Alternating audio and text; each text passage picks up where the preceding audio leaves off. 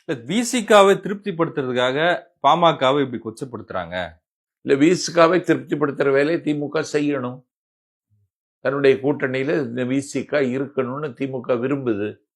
ஏன்னா இந்தியா கூட்டணிக்கு முகம் தந்தது அண்ணன் ஸ்டாலினாக இருந்தாலும் முதுகெலும்பாக இருந்தது விடுதலை சிறுத்தைகள்.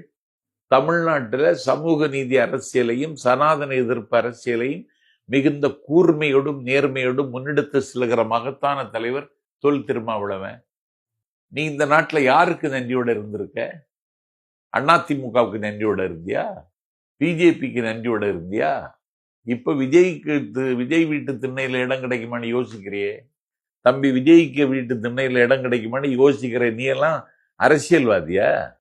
நீ பிழைப்புவாதி. அரசியல்ல கூட்டணி அதெல்லாம் ராஜதந்திரம் தானே.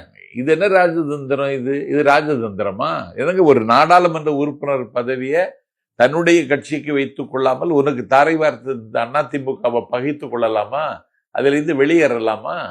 ஆகவே டாக்டர் ராமதாசனுடைய தகுடுதத்த அரசியல், அவருடைய தப்பாட்டம் இந்த தேர்தலில் அவரை கரை சேர்க்காது. தேர்தல் நேரத்துல கூட்டணி அமையலாம், எப்படி வேணாலும் அமையலாம் அப்படின்றதெல்லாம் விவாதிக்கிறாங்கல்ல. எப்படி வேணாலும் அமையலாம். விடுதலை சிறுத்தைகள் அதுல தெளிவா இருக்காங்க. பாட்டாளி மக்கள் கட்சி தப்பி தவறி திமுக கூட்டணிக்கு வருமானா வெளியேறுவதில் நான் முன்னும் பின்ன யோசிக்க மாட்டேன்னு நெற்றி போட்டுல அடிச்ச மாதிரி அடிச்சுட்டாரு திருமாவளவன். இதுதான் துணிச்சலான அரசியல். இல்ல அப்படி ஒரு அரசியல் தீண்டாமை எல்லாம் இருக்கு, அது சரியான்னு கேக்குறாங்க.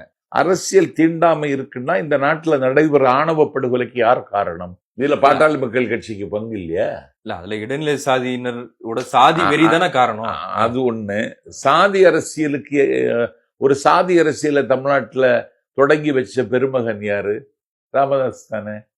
இடஒதுக்கீடுக்காக நடத்திய போராட்டத்துல உயிர் துறந்தவர்களுக்கு அந்த குடும்பத்தை நீ தத்தெடுத்திருக்க வேண்டிய செய்தியா நீ?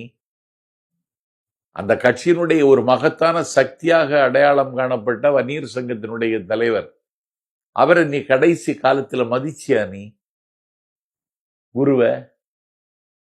அதனால ராமதாஸுக்கு நன்றி உணர்ச்சிக்கும் நாகரிக அரசியலுக்கும் சம்பந்தம் இல்லை. இல்ல அந்த அரசியல் விமர்சனங்கள்லாம் தாண்டி ஒரு மூத்த அரசியல் தலைவர் அவர் ஒரு அறிக்கை வெளியிடுறாரு, வேற வேலை இல்லாம அதை செய்யறாருன்னு சொல்லலாம். ஆமா, வேற வேலை இல்லாம தான் செய்யறாரு. அறிக்கை விட்டே உயிர் வாழுகிற அதிசய தலைவன் டாக்டர் ராமதாஸ். ஸ்டாலின் அப்படி இல்லை, களத்துக்கு வர்ற தலைவர். நாளைக்கு மழை பொழிந்த மழையில நனைஞ்சிட்டு ஒரு தெருவில் நிற்பாரு. நீ நிப்பியா? நீ தைலாபுரத்துல பாதுகாப்பா இருப்ப. தைலாபுரத்துல இருந்து தைலம் வருது தலைவலிக்கு அப்படின்லாம் கலைஞர் சொன்னாராமே. எனக்கு ஞாபகம் இல்லை.